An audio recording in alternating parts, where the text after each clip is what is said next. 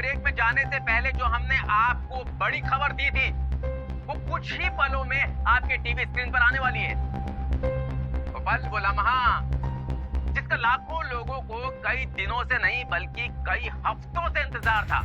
वो mystery rebel woman के नाम से जाने जाने वाली महिला जिसने अपने साइलेंट प्रोटेस्ट और तीखे चुभते सवालों से पूरे देश को झकझोर के रख दिया है, आज अपने प्रोटेस्ट और जिंदगी से जुड़े हुए कुछ राज हमारे साथ शेयर करने वाली है। आइए उससे पहले देखते हैं वो वीडियोस जिससे वो काफी चर्चा में आ गई है। ये देखिए इनके होठों पे लगी हुई है काली टेप और आंखों में है अजीब सा जुनून। आप देख रहे हैं कि इनके हाथों में है प्लेकार्ड जिस पर लिखी हुई है हमारी संस्कृति से जुड़ी हुई कुछ अहम बातें, जो न कहते हुए भी हजारों बातें बोल देना चाहती है।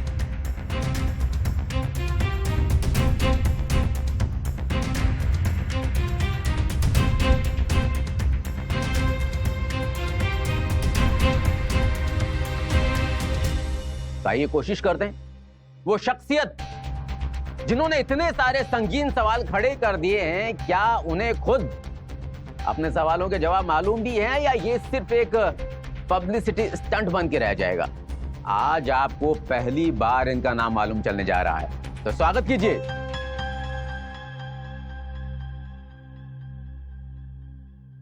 विदिशा शर्मा। विदिशा जी, मैं और मेरा चैनल तहे दिल से आपका स्वागत करता है। अब यकीन जानिए मेरे पास में शब्द नहीं है जिसमें मैं आपके जज्बे और प्रयास को समेट सकूं। आपका हर एक सवाल हमारे हिपोक्रेट समाज के ऊपर तमाचा है। वो समाज जो धर्म और संस्कृति के नाम पर दोहरे मापदंड रखता है। इसलिए अंधे, बहरे, गूंगे बिलीफ सिस्टम को जिस तरह से आपने झकझोर के रखा है, मैं तहे दिल से आपकी सराहना करता हूं। जी, आपने मेरे प्रयासों को इतनी गहराई से समझने की कोशिश की, उसके लिए मैं आपकी बहुत आभारी हूँ। Thank you. जी, हमने आपके एफर्ट्स की स्टडी की है और उसे हमारे दर्शकों तक पहुंचाना चाहते हैं। लेकिन अगर गहराई में जाकर स्टडी की जाए तो कुछ कॉन्ट्राडिक्टरी फैक्ट्स सामने आते हैं, और वो है पर्सनल और पॉलिटिकल माइलेज गेन करने का एजेंडा, जो कि आपसे पहले और भी लोग ट्राई कर चुके हैं। कोई भी मूवमेंट शुरू करके या उसका हिस्सा बनकर पॉपुलैरिटी गेन कर लेते हैं, और उसके बाद में एनजीओ खोल देते हैं या किसी पार्टी को ज्वाइन कर लेते हैं। बस उसके बाद बाकी की जिंदगी ऐशो आराम के साथ बिताते हैं और उनका पूरा आंदोलन चला जाता है ठंडे बस्ते के अंदर। Vidisha ji, you tell me, why should I buy your story? हो सकता है कि शायद आप भी बाकी लोगों की तरह फेक हो सकता है इसमें कुछ आपका पर्सनल गेन हो। क्यों आखिर? पूरा देश जानना चाहता है, पूरा देश आपको सुन रहा है। आप इस बात का जवाब दें और हम सबको तसल्ली दें। Why should you buy my story? चलिए, मेरा पर्सनल एजेंडा कुछ भी हो, मैं आपसे पूछती हूँ, क्या आपको मेरे प्रोटेस्ट का मकसद सही लगा या गलत? बिल्कुल बिल्कुल ठीक लगा, और इसीलिए आज आप हमारे स्टूडियो में हैं। बिल्कुल ठीक लगा। आपके स्टूडियो में तो मैं आपकी टीआरपी बढ़ाने के लिए भी हो सकती हूँ। अभी अभी आपने माइलेज की बात उठाई है, तो किसको किससे ज्यादा माइलेज मिल रहा है ये बात मीडिया से बेटर कौन जानता है। मुझे आप केवल इतना बताइए कि अगर आपको मेरा मकसद ठीक लगा है तो क्या आप मेरा साथ देने के लिए रोड पर खड़े होंगे? शायद हाँ, लेकिन अगर इसमें कुछ आपका पर्सनल गेन है तो शायद नहीं। क्या आपकी कोई बहन है? जी, क्या आपकी कोई बहन है? हाँ, एक छोटी बहन है। ईश्वर न करे कभी उसका गैंग रेप हो जाए और उसे मजबूर होकर सुसाइड करना पड़े, तो तब भी आप ऐसे ही हाँ या ना के बीच में झूलेंगे? जी, जाहिर है आपको गुस्सा आएगा, आपका खून खौलेगा, आप कानून का दरवाजा खटखटाएंगे और हो सकता है आपको इंसाफ मिल भी जाए, क्वाइट पॉसिबल। मगर उससे सिर्फ आपका पर्सनल एजेंडा सॉल्व होगा। क्या चंद लोगों को मारने से पाप मर जाता है? क्या वो विकृत और घृणित सोच मर जाती है जिसकी वजह से लोगों के चरित्र का इस हद तक पतन हो रहा है? अगर हमें उस सोच को मारना है तो एक सभ्य समाज होने के नाते हमें खुद को आईना दिखाना होगा। हमें खुद से वो जलते हुए चुभते हुए सवाल पूछने ही होंगे। हालात को इस कदर गिराने के पीछे हम सभी का हाथ है। बड़ी आसानी से हम ट्रकों के पीछे लिख देते हैं, बुरी नजर वाले तेरा मुंह काला। लेकिन अगर हम सच में बुरी नजर वालों का मुंह काला करने निकलें तो दुनिया भर का पेंट खत्म हो जाएगा, लेकिन बुरी नजर वाले कम नहीं होंगे। अपनी संस्कृति से जुड़े सबसे अहम सवालों को हम सबसे ज्यादा नजरअंदाज करते हैं। मैं आपसे पूछती हूँ, क्या ये वही भारत है जहां नारी शक्ति को भगवान का दर्जा दिया हुआ था, जहां नदियों तक को जैसे गंगा, जमुना, सरस्वती को मां की तरह पूजा जाता था, जहां बाघ बकरी एक घाट पे पानी पीते थे, जहां अर्जुन को सिर्फ अर्जुन नहीं कुंती पुत्र अर्जुन कहा जाता था, यानी बच्चों को उनकी मां के नाम से जाना जाता था। और अब वंदे मातरम, भारत माता की जय एक फैशन की तरह कह के दूसरे की मां और बहनों पे गिद्ध दृष्टि रखी जाती है। नवरात्रों में 9 दिन जय माता दी कह के क्या हमारा कर्तव्य पूरा हो जाता है? विषय विकार मिटाओ तो बस आरती तक ही सीमित रह गया है। असल में तो मनुष्य जाति मैं मूर्ख खल कामी होने में अब ज्यादा गौरव महसूस करने लगा। आप बताइए, ये हमारा कैसा धर्म है? ये कैसी धार्मिकता है जो इतने सभ्य और इतने गौरवशाली देश में भी स्त्री जाति को भोग विलास और वासना के पात्र से ऊपर आने ही नहीं दे रहा? करोड़ों महिलाओं की तरह मैं भी इन सवालों से बचती रही, एक डर के साए में जीती रही। हर कदम पे सीटी मारने, छेड़ने, छू लेने वाले लोगों को इग्नोर करती रही, भीतर तक चीर देने वाली गंदी नजरों और लोगों के नीच इरादों से खुद को बचाने की कोशिश करती रही।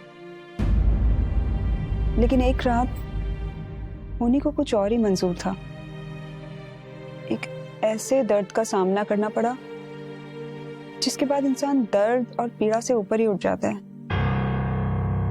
मेरी छोटी बहन वाणी कॉलेज के प्रोजेक्ट के लिए शहर से कुछ दूर रामनगर गई।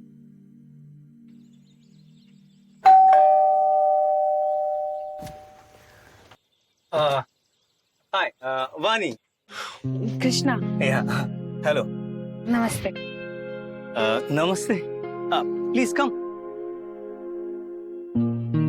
आइए आइए। हाँ, इनसे मिलिए। ये हमारे बचपन के दोस्त विष्णु हैं। हाय। अक्सर हम दोनों एक ही साथ पाए जाते हैं। अरे आप खड़े क्यों हैं? बैठ जाइए। बाय द वे, आप किसी प्रोजेक्ट पे रिसर्च कर रही हैं? जी, मैं एग्रीकल्चर की स्टूडेंट हूँ। सस्टेनेबल वाटर रिसोर्सेज और कैश क्रॉप के ऊपर पढ़ाई कर रही हूँ। That's nice. नेहा कह रही थी कि आपकी इस एरिया में काफी बातचीत है, तो मेरी प्रोजेक्ट में हेल्प हो जाएगी। Yes yes, definitely. हमारे चाचा जी यहाँ के विधायक हैं। आप ना अपने आप को रामनगर की मालकिन समझिए। Thank you. कॉफी लेंगी आप? जी।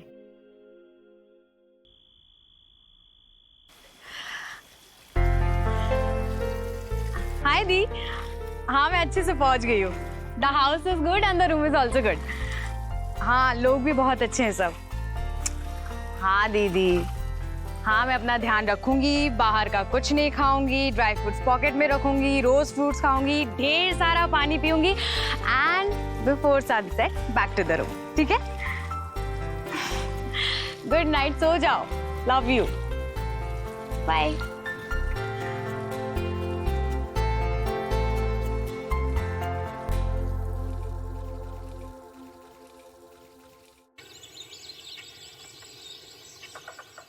कॉफी? Thank you. काफी फोकस्ड हैं आप। अरे भाई, अगर हमने इतनी पढ़ाई कर ली होती तो आज हम नासा में होते। है अपना रुतबा वहां अच्छा खासा, वही हमारा नासा। बाय द वे, इसको क्या बोलते हैं? वानी एक प्यारी, हंसमुख, जिंदा दिल लड़की थी, मगर कृष्णा और उसके दोस्तों की घटिया मानसिकता ने उसके दोस्ताना अंदाज को कुछ और ही समझ लिया। हमारे यहाँ लड़की के आजाद ख्याल होने को प्रोग्रेसिव सोसाइटी की निशानी नहीं, बल्कि उसके बदचलन होने का सबूत समझा जाता है।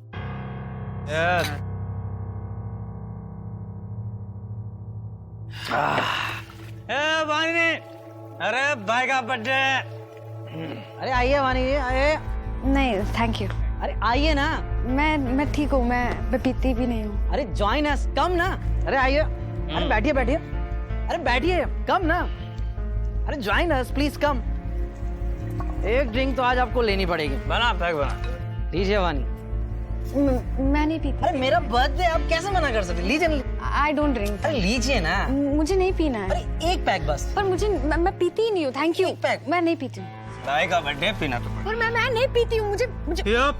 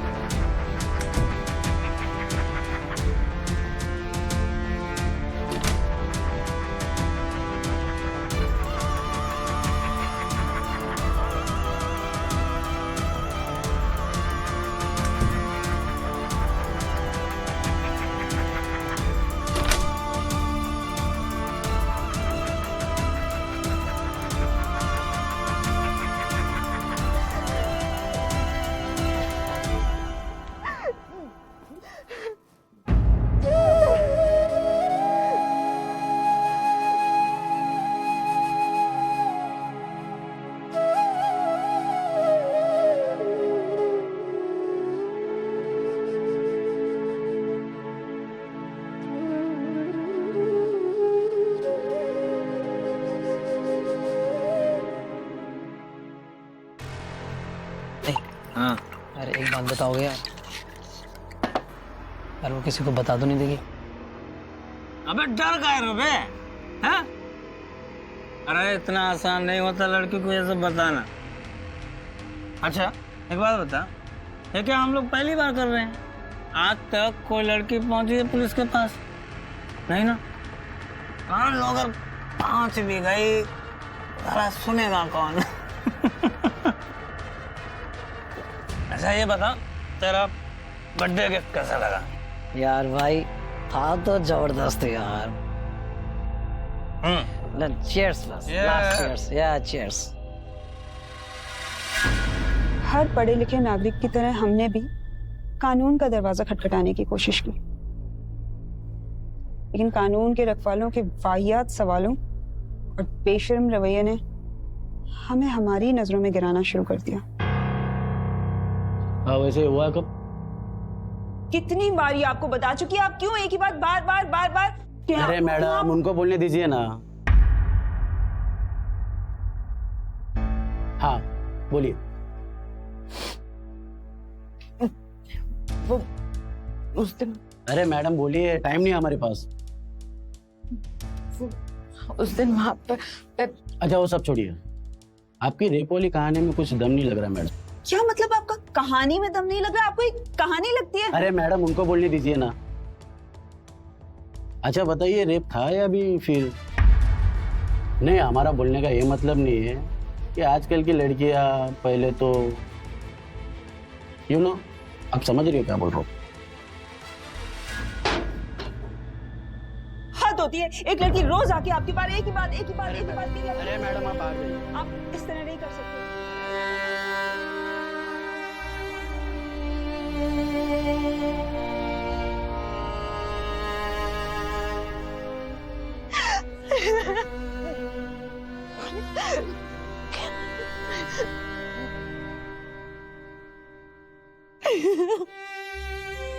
केस को रफा दफा किया जा रहा था और साथ ही हमारे लड़ पाने की ताकत को भी।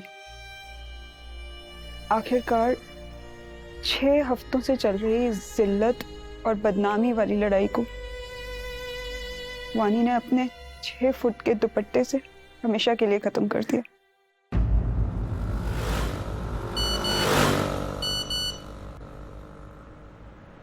और नहीं सा जा रहा था दीदी, मैं तो जिंदगी और मौत से ऊपर उठ गई थी, लेकिन आपको तिल तिल करके मरते हुए नहीं देख पा रही थी।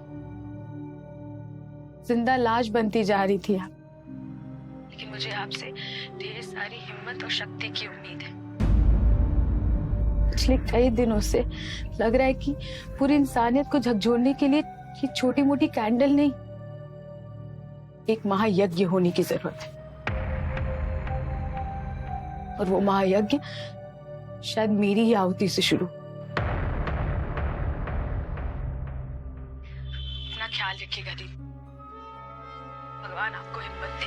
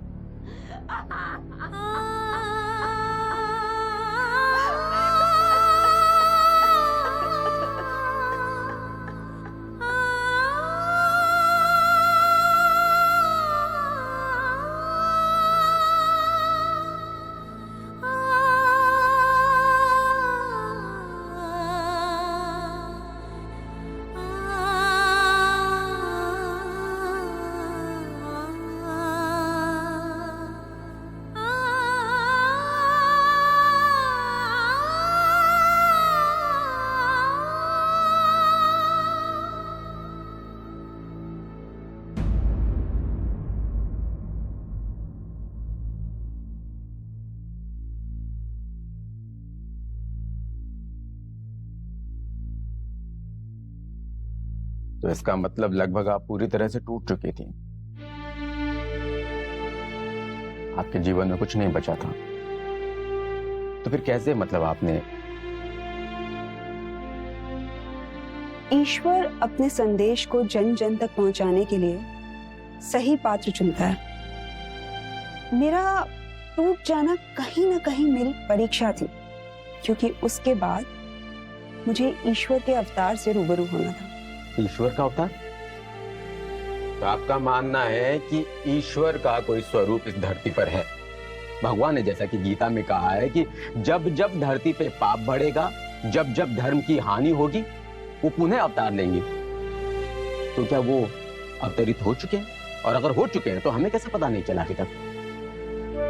क्या ये जरूरी है कि ईश्वर को अवतार लेने के लिए हर बार महाभारत जैसा महाविनाश कराना पड़े, या मर्यादाओं को पुनर्स्थापित करने के लिए सीता माता का हरण और रावण जैसे राक्षसों का वध करना पड़े? आज के युग में तो सीता हरण और द्रौपदी चीर हरण हर गली, हर नुक्कड़, हर मोड़ पर हो रहा है। द्रौपदी का चीर बढ़ाने के लिए लाखों कृष्ण भी कम पड़ जाएंगे। कदम कदम पर काम विकार की आग में धधक रहे ये रावण अबलाओं के शिकार की ताक में बैठे। इससे बड़ी ग्लानि और पाप का बोझ क्या हो सकता है धरती पर? लेकिन ये सब हुआ कब और कैसे? देखिए, साधारण मनुष्य को सूक्ष्म बातें आसानी से समझ में नहीं आती। इसलिए ईश्वर को भी जब अवतरित होना पड़ता है तो यही माटी की स्थूल देह के रूप में आना पड़ता है। और इस युग में गीता में वर्णित अपना वचन निभाते हुए निराकार शिव ने प्रजापिता ब्रह्मा जी के शरीर को अपना वाहन चुना है, और उन्हीं का दिव्य प्रकाश इस पतित और विकारों से भरे भारत को एक पुण्य और श्रेष्ठ भारत में बदल रहा है।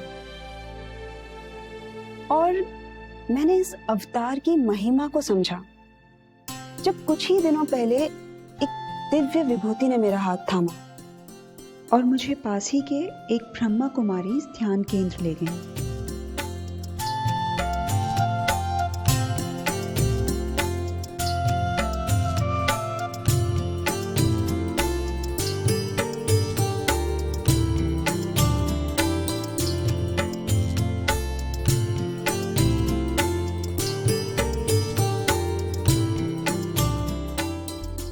तुम्हारी कहानी बेहद पीड़ा पहुंचाने वाली, लेकिन ये कोई अलग अनोखी अनहोनी नहीं है। पापों के बोझ से दबी जा रही इस धरती पर अब नित्य ही घोर से घोर दुष्कर्म होने लगे। शायद तुम्हारी बहन ने अपने आखिरी संदेश में सही कहा था कि इस दुख को सहन कर अपनी सारी शक्तियों को समेटो, अपनी पूरी शक्ति को समेटो और मानवता को उस उम्मीद की किरण का परिचय करवाओ जो सबके अंतकरण को फिर से शुद्धि की ओर ले जा सकती। पर कहाँ से जुटाऊं इतनी शक्ति? लड़ना तो दूर, अब जीने की इच्छा ही नहीं बची। मौत ज्यादा बेहतर लगती है जिंदगी से। मृत्यु तो वैसे भी तय ही है। जीवन एक संयोग हो सकता है, पर मृत्यु तो अटल सत्य है ही। और इस अटल सत्य को तो भगवान के अवतार भी नहीं नकारते। वो भी नश्वर शरीर धारण करके ही इस लोक में आते हैं। कितनी आश्चर्य की बात है कि मारने और मरने के तरीके तो सभी जानते हैं, पर जीने का सही तरीका कोई सीखना ही नहीं चाहता। स्वयं को समाप्त करके तुम विषय, विकार और पाप में लिप्त इस संसार के आगे आत्मसमर्पण कर डालोगी। इससे बेहतर ये होगा कि तुम अपने संपूर्ण व्यक्तित्व का रूपांतरण करो। हाथों में सत्य की मशाल लेकर काम, क्रोध, लोभ, मोह और अहंकार की घृणित विकृतियों में दबी मानवता की चेतना को सजग करो। प्रजापिता ब्रह्मा जी हर कदम पर तुम्हारे साथ खड़े नजर आएंगे।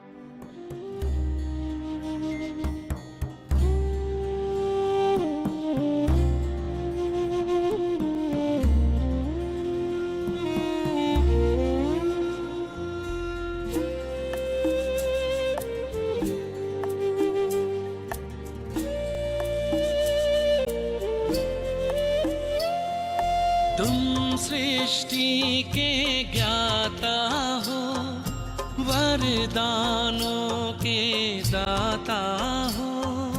तुम सृष्टि के ज्ञाता हो, वरदानों के दाता हो। हम तुमको पाकर पाए,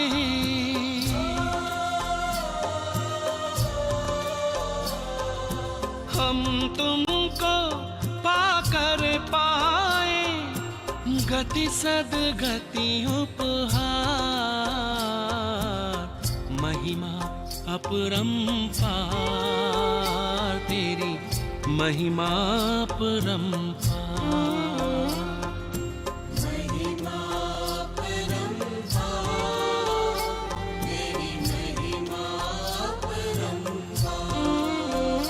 मेरे परम पिता परमात्मा,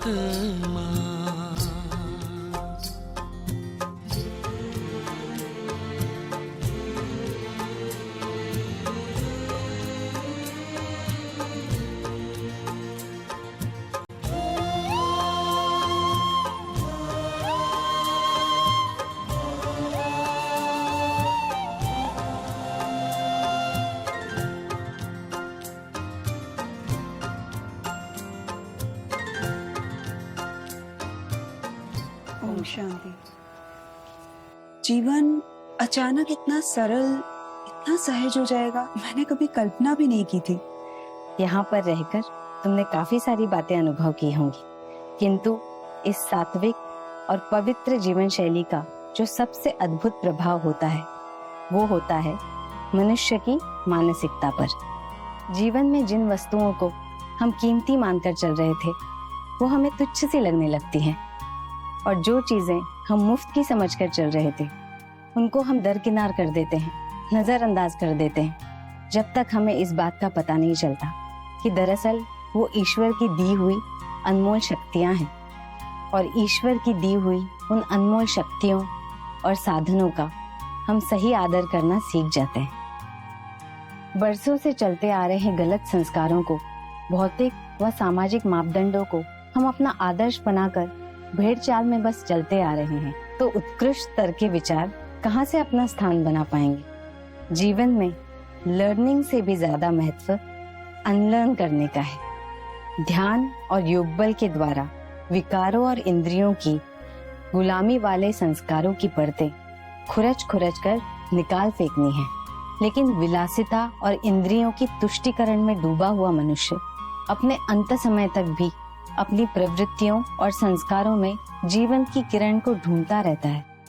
जिसके सामने ज्ञान और पवित्रता का विशाल सूर्य चमक रहा होता है, वो अज्ञानता में डूबा भौतिक और दैहिक सुखों के टिमटिमाते तारे को प्रकाश समझता रहता है। ज्ञान के इस सूर्य की तपिश ही पाप और विकारों के संस्कारों को जलाकर हर मनुष्य को प्रजापिता ब्रह्मा के आशीष का सुपात्र बना सकता है। बस आवश्यकता है निस्वार्थ भाव से इस रोशनी को सृष्टि के कोने कोने तक पहुंचाने की।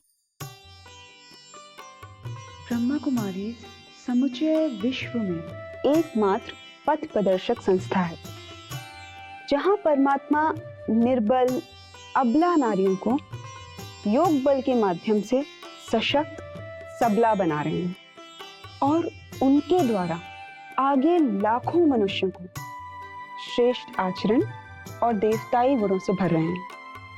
मौत के गहरे भयानक अंधेरे से निकालकर सत्य और मानवता की मशाल थामे रखने का जज्बा केवल प्रजापिता ब्रह्मा जी के शक्तिपात का चमत्कार है। लेकिन ऐसी और भी बहुत सारी संस्थाएं हैं जो मनुष्य के मन में भगवान के प्रति भय पैदा कर रही है, लेकिन फिर ये संस्था ऐसा क्या नया काम कर रही है? पहली बात तो यहाँ धर्म नहीं, अध्यात्म और मानवता सिखाई जाती है। यहाँ ईश्वर से डराया नहीं जाता, ईश्वर से साक्षात्कार कराया जाता है। देखिए, अगर धर्म पे टिकी सोच काम आती तो आज सारी दुनिया बारूद के ढेर पे नहीं बैठी होती। और मैं आपकी जानकारी के लिए बता दूं कि मेरी बहन के साथ दुष्कर्म करने वाले लोगों के नाम कृष्णा, विष्णु और सूर्य थे, और गांव का नाम रामनगर। फिर भी घोर अधर्म हुआ ना। उन दुष्टों ने तो अपने नाम की भी लाज नहीं रखी, क्योंकि धर्म से उनका संबंध उतना ही था जितना कि धर्म के नाम पर लड़ने वालों का शांति, प्रेम और स्वर्ग से होता है। स्वर्ग और नर्क सुना सबने है, लेकिन देखा किसी ने नहीं। वैसे ही धर्म का नाम रटवा तो सबको दिया जाता है, लेकिन उसका पालन कोई नहीं करना चाहता।